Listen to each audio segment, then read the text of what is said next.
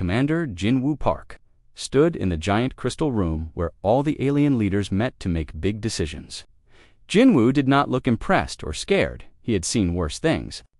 During the war on Mars 20 years ago, his dark eyes stayed calm as he watched the strange creatures around the table argue about whether humans should be allowed to join their space.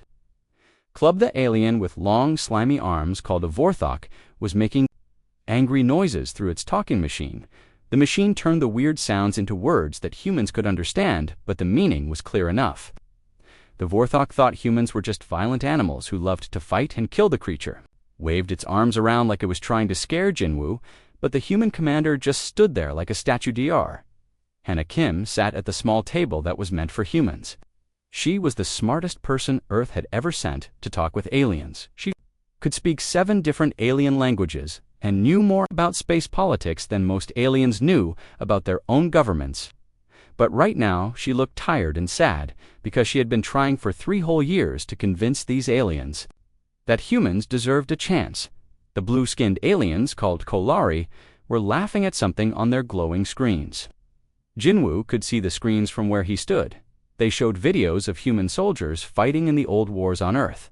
The Kolari pointed at the pictures and made sounds that their translator said were jokes about how weak and stupid humans were 50 years old. The weapons they saw were the kind that humans used to fight each other before they learned how to travel.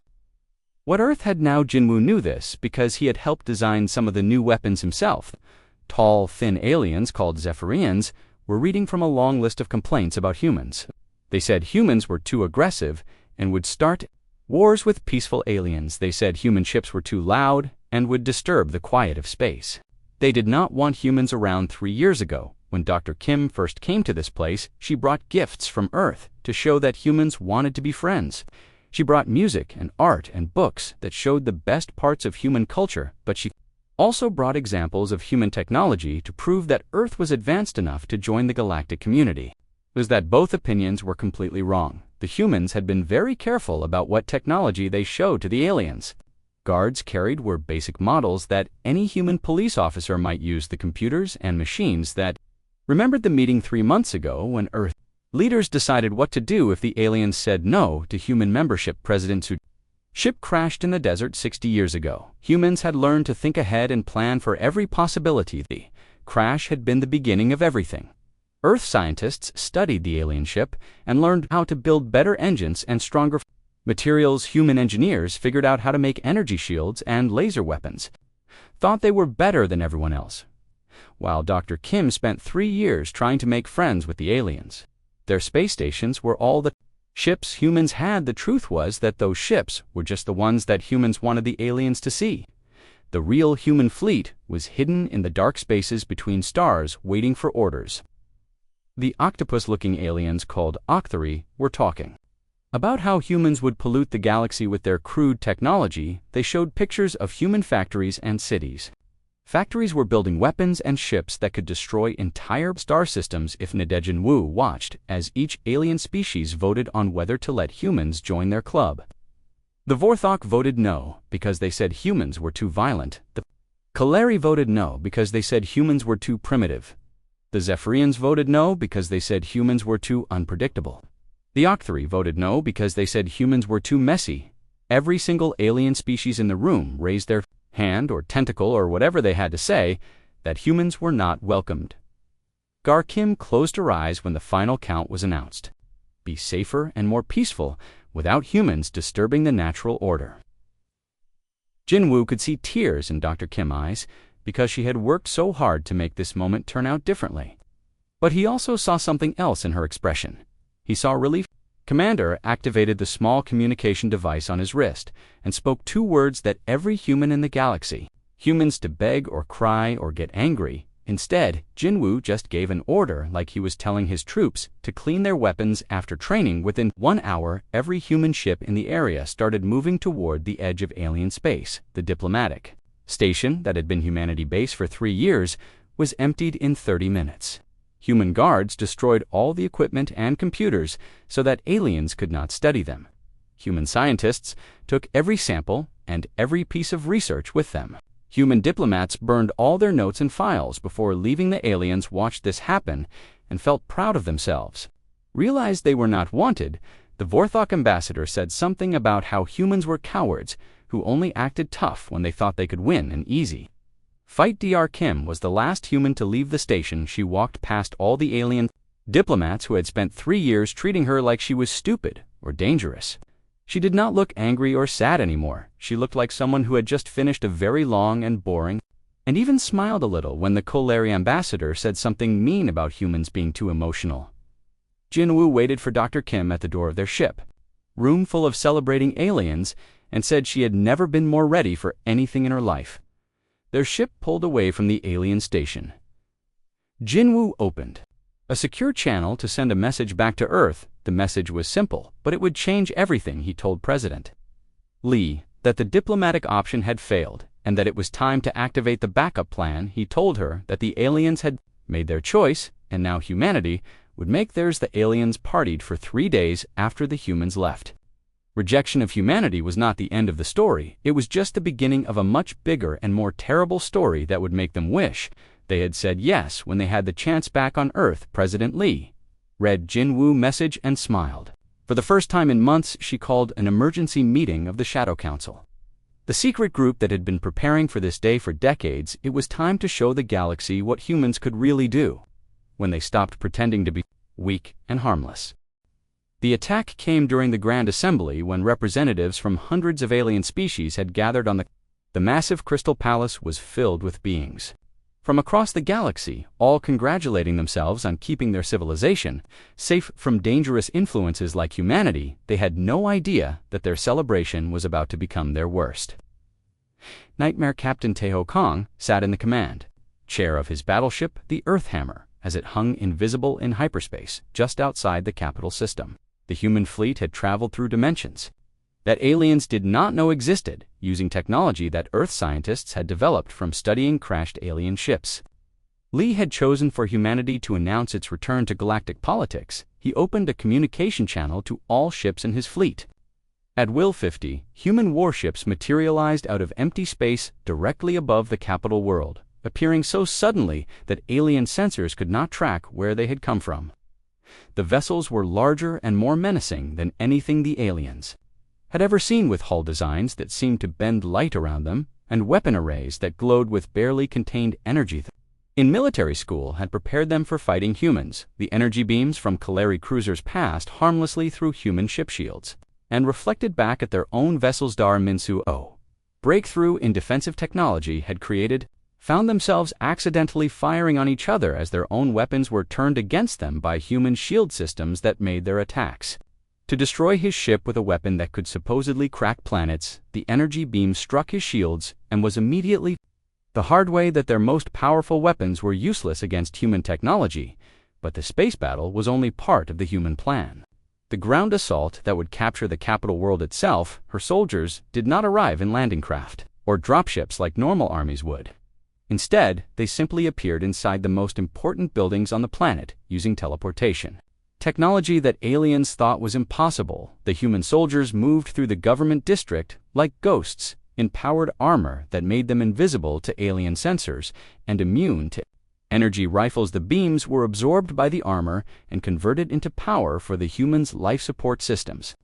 Wang herself materialized directly inside the Council Emergency Command Center, where alien generals were trying to coordinate their defense. The alien network within seconds, every military system on the planet was under human control. The aliens watched in horror as their own networks began broadcasting human messages in perfect galactic standard. Their transportation systems shut down, stranding alien reinforcements far from where they were needed. Their power grids had appeared overnight in hidden locations. The most shocking part of the invasion was how gentle it was. Ships disabled alien vessels without killing their crews. It was clear that Earth forces could have obliterated the entire capital system if they had wanted to, but they chose not to. This could have been the aliens realized that humans were not conquering them out of anger or hatred. They were taking over because they could, because they had always been able to, and because they had finally decided to stop pretending to be weak. Implications of this discovery made even the bravest alien commanders feel sick with fear. Admiral Sang, Captain Kong Fleet, and they carried exploration equipment that had been mapping Council space for the past year, the aliens were horrified to discover that humans knew their territory better than they knew it. A message on all frequencies showing detailed maps of every alien world, every hidden base, and that there were no surprises left for humans to discover about their enemies. Dr. Yunyang Bei research into alien psychology had predicted exactly how each species would react to the invasion, and her predictions were proving completely accurate. The Vorthok were trying to organize a counterattack, but their commanders were too busy arguing with each other to plan anything effective. Trying to hide in their deep space facilities, but Captain Minho Yun's stealth ships were already waiting at every location with detailed information about alien defensive capabilities. The Zephyrians were attempting to flee to neutral space, but they discovered that human vessels were faster and could travel through dimensions that alien ships could not access. Lieutenant Colonel Wu Jin, instead of bombing cities or invading with ground troops, his forces simply turned off every piece of technology on the entire planet, power grids. Contact with the outside galaxy transportation systems stopped working, trapping aliens wherever they happened to be when the shutdown began. Stopped working. Their society collapsed within hours. Alien leaders found themselves unable to give orders to their subordinates. The most advanced species in the galaxy had been reduced to helplessness without a single shot being fired. But perhaps the most devastating part of the human attack was the psychological impact. Captain Jiyoung Ru task force demonstrated human control over space itself. During the Battle of the Crimson Nebula, when they encountered the Council Emergency War Fleet, the aliens had assembled over 2,000 ships from dozens of species in a desperate attempt to stop the human advance. Captain Ru used gravitational weapons to turn the nebula into a battlefield advantage, channeling stellar matter and cosmic radiation into attacks that no alien shield could withstand. Her ships moved through space like they were swimming through water, while alien vessels struggled against gravitational forces that crushed their hulls and tore their weapons apart. The battle lasted only 3 hours and ended with the complete surrender of the entire alien fleet, not because the ships had been destroyed, but because their crews realized that humans could control the fundamental forces of the universe in ways that made resistance pointless. The aliens had brought their most powerful weapons to fight an enemy that could weaponize stars themselves. When the fighting finally stopped across the galaxy, the message was clear to every alien who had survived humanity. To join the Council had proven that they were advanced enough to replace it. The children of Earth were no longer asking for permission to participate in galactic civilization. They were announcing that they were now in charge of it. Strange reports started coming into the Galactic Council, building every day, and the alien leaders did not know what to think about them. Kalari research stations would suddenly go dark for several hours, with all their sensors showing nothing wrong. When the power came back online, the blue-skinned scientists could not explain what had happened. Their computers showed no record of any problems, but everyone remembered being unable to see or hear anything for those missing Horsok 3 mining facilities. Reported equipment breaking down in ways that made no sense. Drilling machines that had worked perfectly for decades would suddenly stop and refuse to start again. When alien engineers took the machines apart to fix them, they found that critical components had been removed and replaced with identical parts that somehow worked differently. The new parts looked exactly the same, but performed better than the original equipment. Zephyrian merchant ships told scary stories about ghost vessels they had seen in deep space. These mysterious ships appeared on no official registry and followed no known design patterns. They would appear suddenly on a trader's sensors, stay visible for just long enough to be terrifying, then vanish as if they had never existed. When the merchants tried to hail these phantom ships, they got no response. When they tried to scan them, their equipment would malfunction.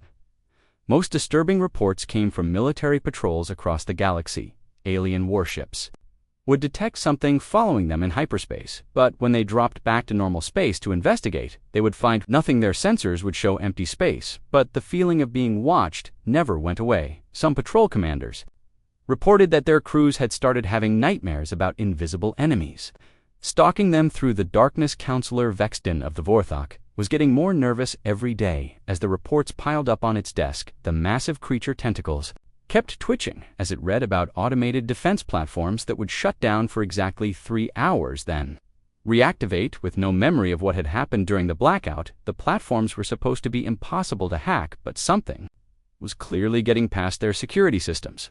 The Vorthok leader called an emergency meeting of the Inner Council, bringing together the most powerful beings in the galaxy to discuss these growing problems. Representatives from 50 different species gathered in the crystal chamber where they had rejected humanity 6 months earlier. They all looked worried and confused as they shared similar stories from their home. Territories General Subin Park watched these proceedings from her secret command center on Earth through communication channels that the aliens did not know existed. Her psychological warfare division was doing exactly what she had designed them to do: create fear and uncertainty without revealing who was responsible. The aliens were starting to jump at shadows, and soon those shadows would have teeth that could bite back. The human general had spent 20 years studying alien psychology, and she knew exactly how each species would react to invisible threats. The Vorthok would become angry and aggressive, but their anger would make them sloppy. The Kaleri would try to solve the mystery through scientific investigation, but their arrogance would blind them to the obvious answer. The Octari would become paranoid and suspicious of each other. The Zephyrians would panic and start making Mr. Kasubin. Teams of human operatives were scattered across alien space, carrying out missions designed to make the enemy afraid. Every operation was carefully planned to create maximum psychological impact while leaving no evidence of human involvement. Alien crews would wake up to find their ships had been moved during the night, but nothing had been stolen. Security guards would discover that locked doors had been opened and closed again, with no sign of forced entry. The most effective operations involved making aliens doubt their own senses. Human soldiers using advanced stealth technology would move through alien facilities like ghosts, touching things, moving objects around, and leaving subtle signs that someone had been there. The aliens would find these signs and realize that their security had been completely useless, but they would have no idea who had bypassed their defenses. One of Subin's favorite tricks was to have her operatives plant listening devices in alien meeting rooms, then play back recordings of the aliens' own conversations through hidden speakers. Days later, alien leaders would hear their own voices discussing secret plans and would become convinced that their most trusted advisors were spies. The paranoia would spread through their organizations like a disease, destroying trust and cooperation. The council investigation teams found nothing useful when they tried to solve these mysteries. Every incident could be explained away as equipment failure or natural space phenomena. But the timing was too perfect, and the pattern was too organized to be random chance. Something intelligent was moving through their territory, studying them, testing them, and preparing for something that none of them wanted to imagine. When Counselor Zithara of the Kaleri suggested during one meeting that perhaps they should reconsider their rejection of humanity, the chamber erupted in angry shouts. The Vorthok representative slammed its tentacles on the crystal table and declared that primitive humans could never be responsible for such sophisticated operations. The very idea was insulting to their superior alien intelligence. The Octari delegate agreed loudly, saying that humans were too stupid to understand advanced technology, let alone use it to conduct invisible operations against civilized species. The Zephyrian ambassador laughed and said that even if humans wanted revenge, they would never be smart enough to plan something this complex. They would just attack directly, like the savage beasts they were. Dr. Ayong-nam monitored these alien discussions from her intelligence center deep beneath the Pacific Ocean and smiled at how perfectly everything was going according to plan. The aliens were doing exactly what human psychologists had predicted they would do when faced with an unknown threat. They were blaming each other instead of looking for the real enemy. They were letting their pride prevent them from seeing the truth. The human intelligence officer had been studying alien behavior patterns for 15 years, and she knew that their arrogance was their greatest weakness. The same pride that had made them reject humanity was now making them blind to the growing danger. Each species was so convinced of its own superiority that none of them could imagine being outsmarted by the primitive Earth creatures they had.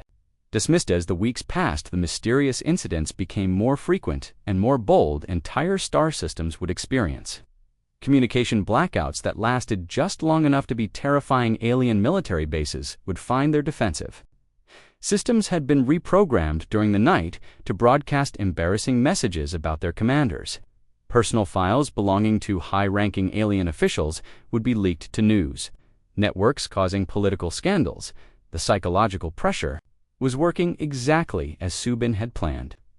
Alien crews were becoming nervous and making mistakes.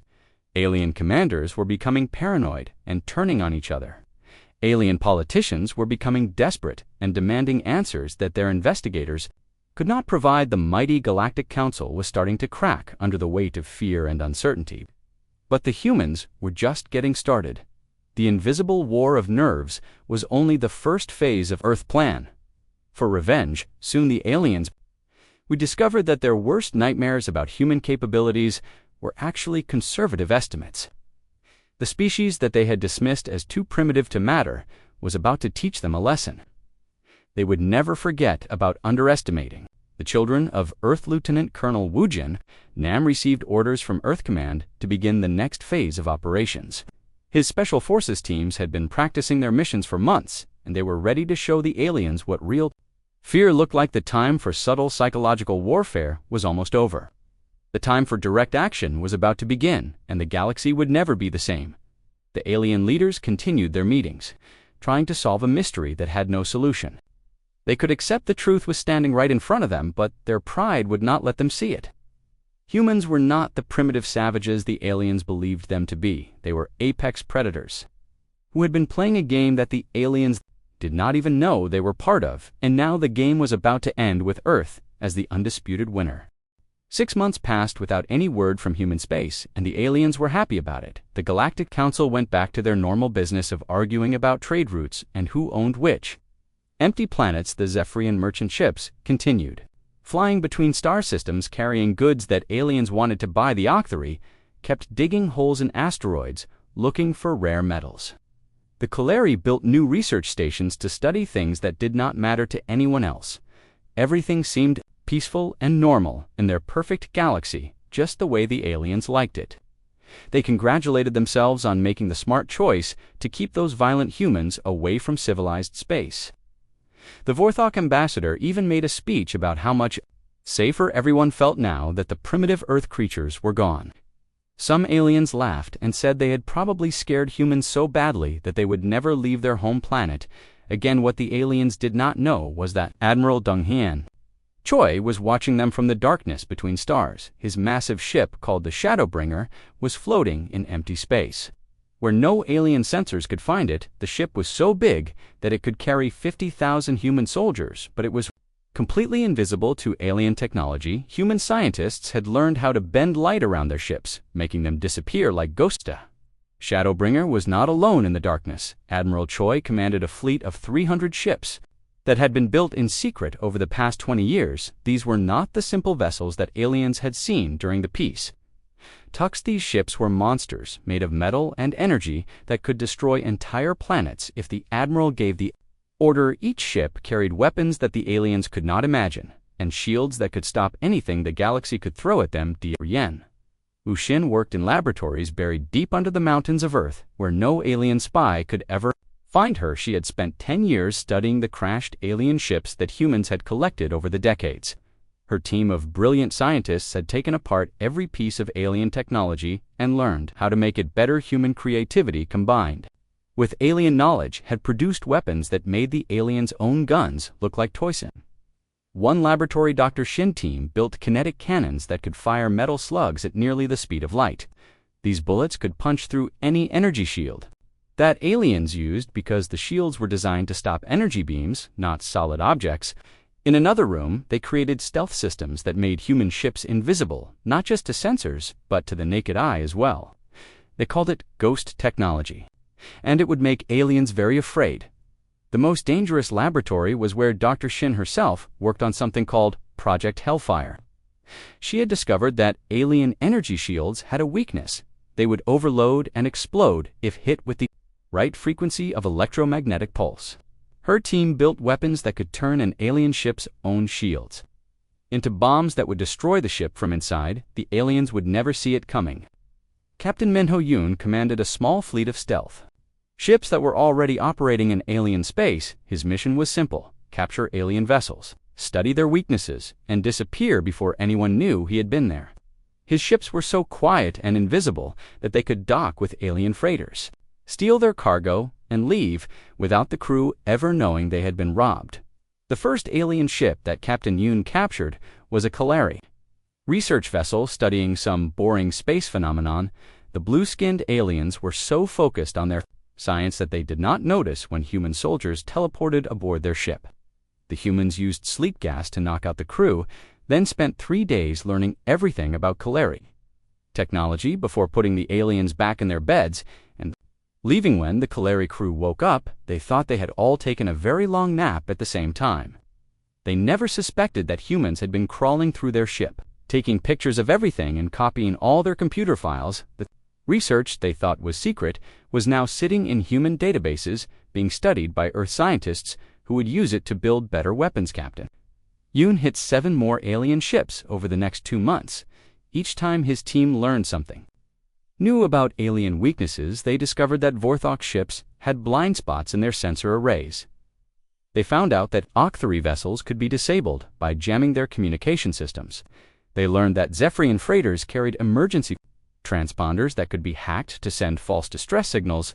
But the most important thing Captain Yoon learned was that aliens were lazy and overconfident. They did not post guards on their ships. They did not encrypt their computer files. They did not even lock their doors because they believed no one in the galaxy was smart enough or brave enough to attack them.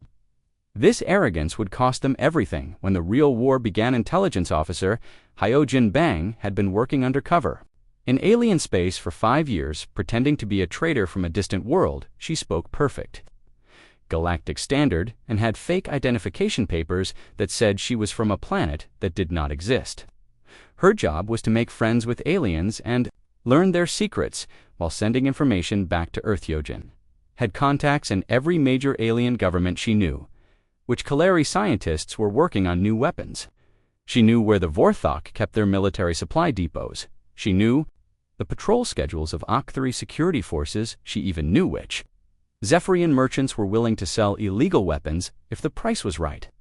All of this information flowed back to Earth, where human generals used it to plan attacks that would cripple alien defenses. The most valuable intelligence that Hyojin gathered was about alien politics. The different species did not trust each other and were always looking for ways to gain advantage over their rivals. The Kaleri thought that Vorthok were stupid brutes. The Vorthok believed the HFY were sneaky cowards. The HFY considered the Zephyrians to be greedy criminals.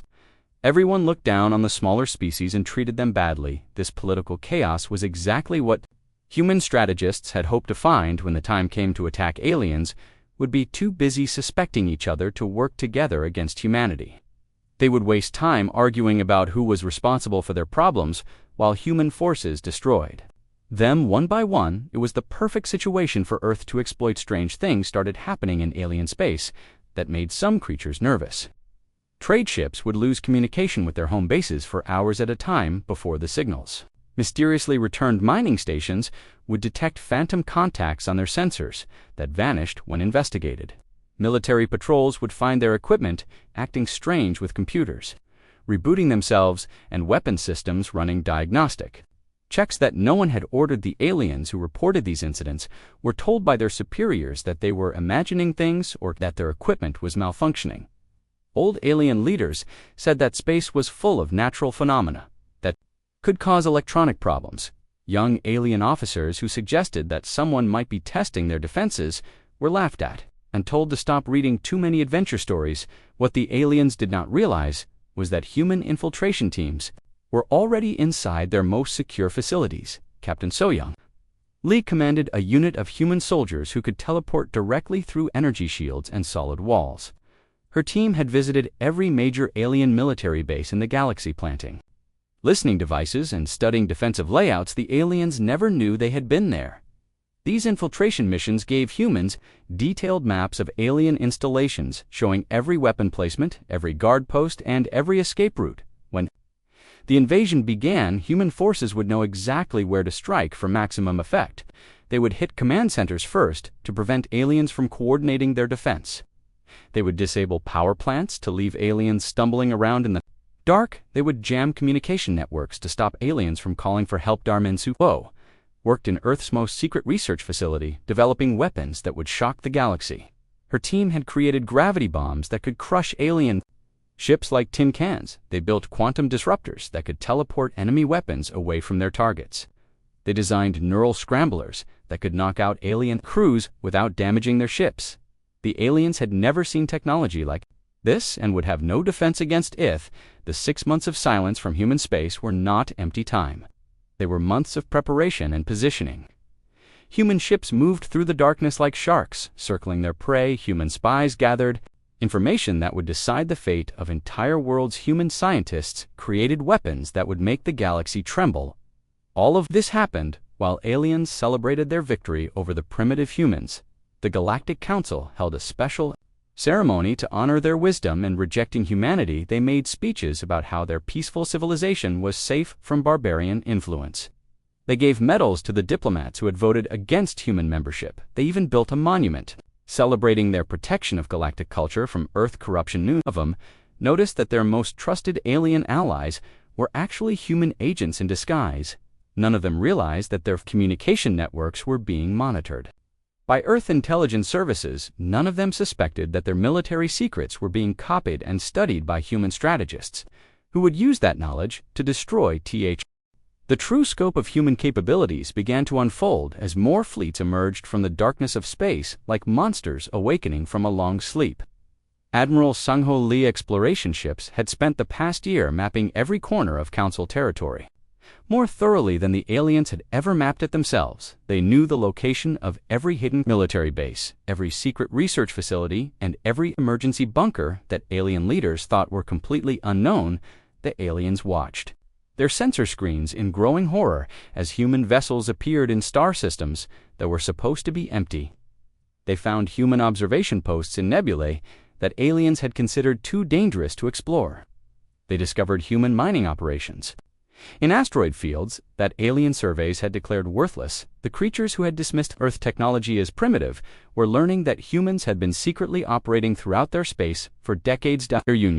Years studying alien psychology from samples of alien media and intercepted communications.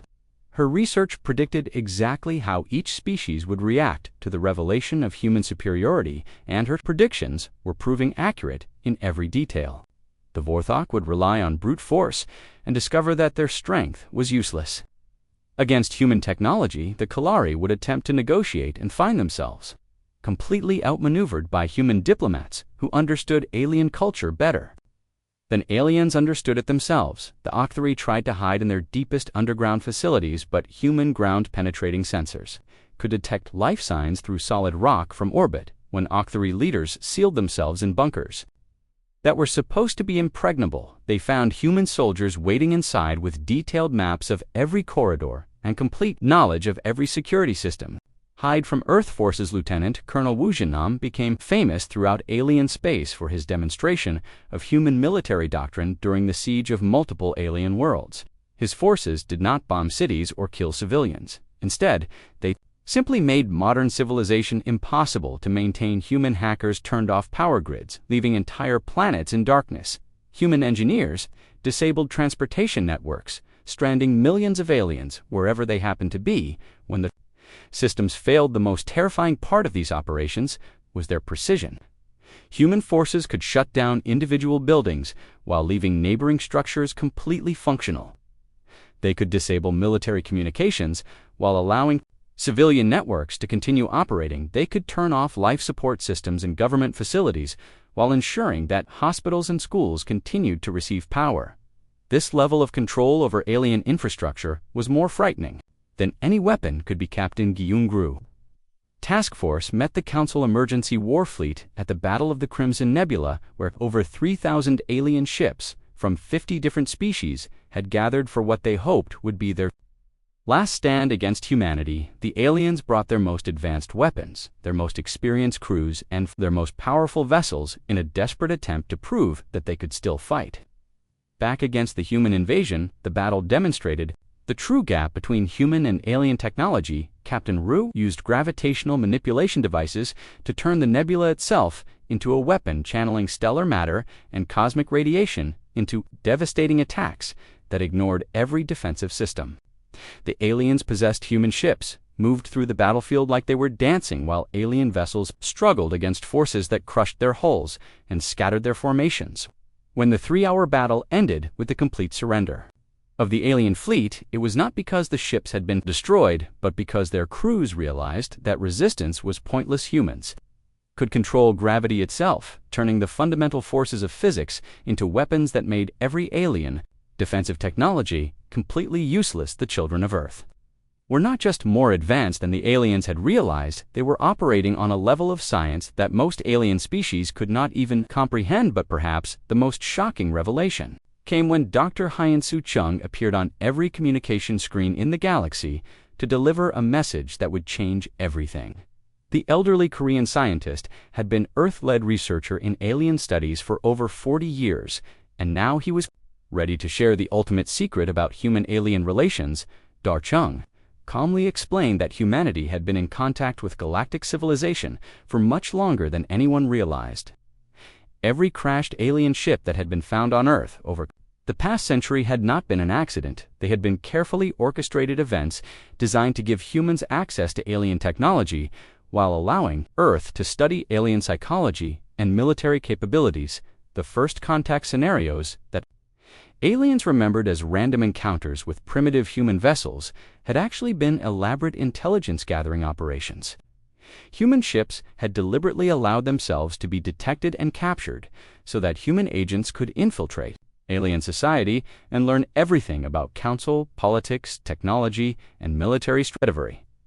Piece of alien technology that humans had supposedly reverse-engineered from wreckage had actually come from detailed technical manuals that human spies had stolen from alien research facilities. Every breakthrough that Earth scientists had claimed to discover independently had actually been based on stolen alien data that had been carefully studied and improved upon. The aliens realized with growing horror that they had never been dealing with primitive humans at all. They had been unknowingly teaching advanced human agents who were pretending to be ignorant while systematically learning everything about alien civilization. The students had become the masters, and the teachers had never realized that class was in session. Dr.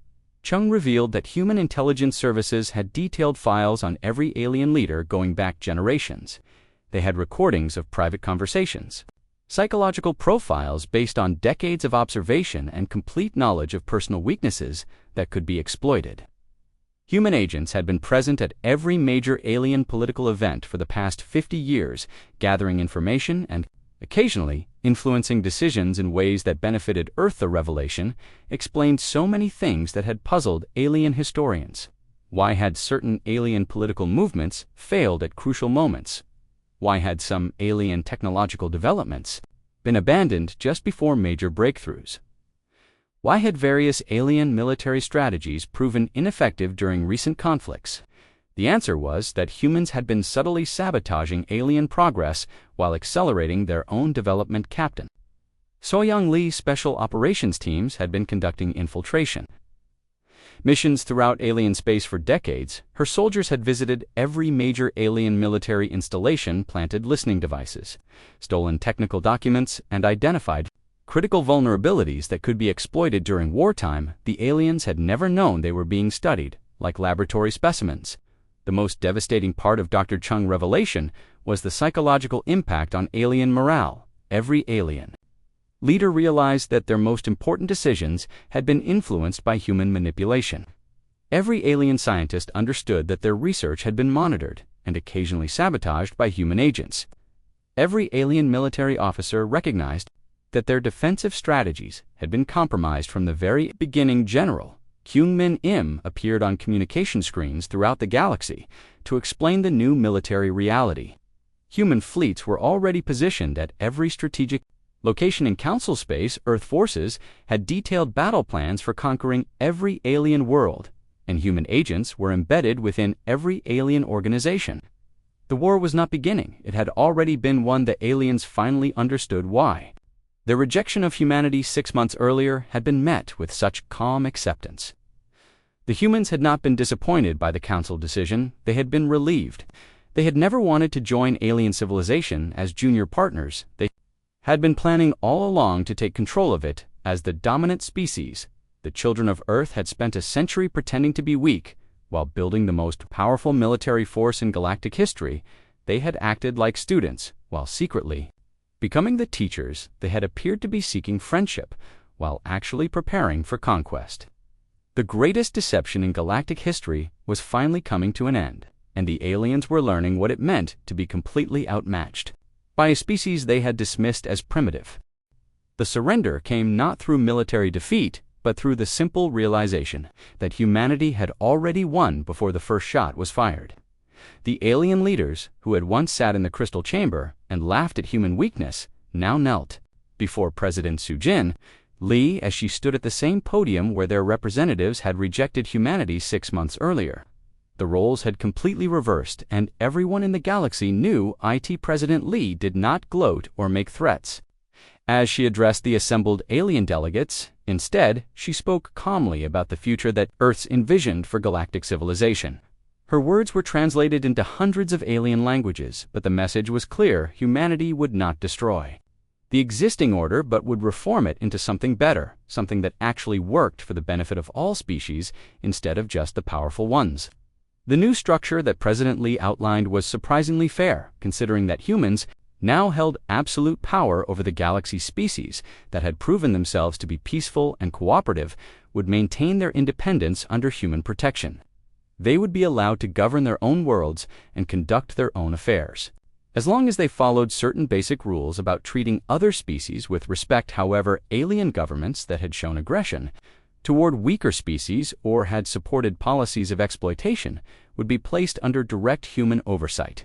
Until they proved themselves worthy of independence, again, human administrators would work with local alien officials to reform their societies and eliminate the corruption and cruelty that had made the old council system so unfair. General Kyung-min Im explained the new military arrangements with the precision of someone who had spent years planning every detail. Human fleets would patrol all major space lanes, ensuring that pirates, slavers, and warmongers would find themselves facing enemies they could not comprehend, let alone defeat. The galaxy would know true peace for the first time in centuries. Because humanity had the power to enforce it, the old alien military forces would not be destroyed, but would be reorganized under human command. Alien soldiers who wanted to continue serving would be retrained using human methods and equipped with human weapons. Those who proved themselves trustworthy would be given important responsibilities in the new Galactic Defense Force. Those who refused to adapt would be retired with full honors and generous pensions. Admiral Donghyun Choi massive fleet would be stationed at strategic points throughout the galaxy, ready to respond to any threat within hours, instead of the weeks or months that alien response times had required. The Shadow Fleet would no longer hide in the darkness, but would patrol openly as a reminder to potential troublemakers that humanity was always watching. The economic restructuring under Finance Minister Dai Jung-so created opportunities that the Council's stagnant system had never allowed. Human innovation, combined with alien resources and knowledge, began producing technologies that benefited everyone. Trade flowed more freely between star systems, as human administrators eliminated the corrupt tariffs and monopolies that had enriched powerful aliens at the expense of everyone else. Small alien species that had been ignored or exploited by the major powers found themselves with new opportunities. Under human protection, Earth economists helped them develop their economies and gave them access to galactic markets that had previously been closed to them. The galaxy became more prosperous as human efficiency replaced alien bureaucracies. Advancement accelerated beyond anything the galaxy had ever seen as human researchers shared their knowledge freely with alien scientists, who were willing to work together instead of hoarding discoveries for their own species' benefit. Joint research projects produced breakthroughs in medicine, engineering, and physics that improved life for billions of beings across hundreds of worlds. DAR Yan Wuxian emerged from her underground laboratories to lead the new Galactic Science Council. Her team of human and alien researchers worked together to solve problems that had plagued civilization for generations. They developed cures for diseases that had killed millions. They created new technologies that made space travel safer and more efficient. They even began working on projects to terraform dead worlds and create new homes for growing populations. But perhaps most importantly, Ambassador Hannah Kim, the same diplomat who had been humiliated during the original peace negotiations, now stood before the Reformed Council to lay out humanity's vision for the future. She spoke about cooperation instead of competition, exploration instead of exploitation, and unity instead of the divisive politics that had kept alien species fighting each other for centuries. Ambassador Kim explained that Earth children had not come as conquerors seeking to dominate other species, but as teachers, hoping to share the lessons they had learned during their own violent history. Humans understood the cost of war because they had fought so many wars among themselves. They knew the value of peace because they had learned to create it on their own world. The new Galactic Constitution that Ambassador Kim presented guaranteed rights and protections for all species, regardless of their size or technological development. It established courts where disputes could be resolved fairly instead of being decided by whichever side had the bigger military.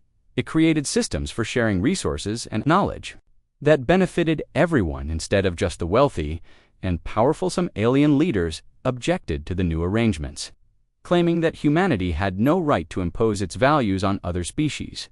President Lee's response was simple: humans were not imposing anything, they were simply ensuring that the strong could no longer prey upon the weak. Any species that wanted to continue exploiting others would have to do so somewhere else because the galaxy under human protection would not tolerate such behavior.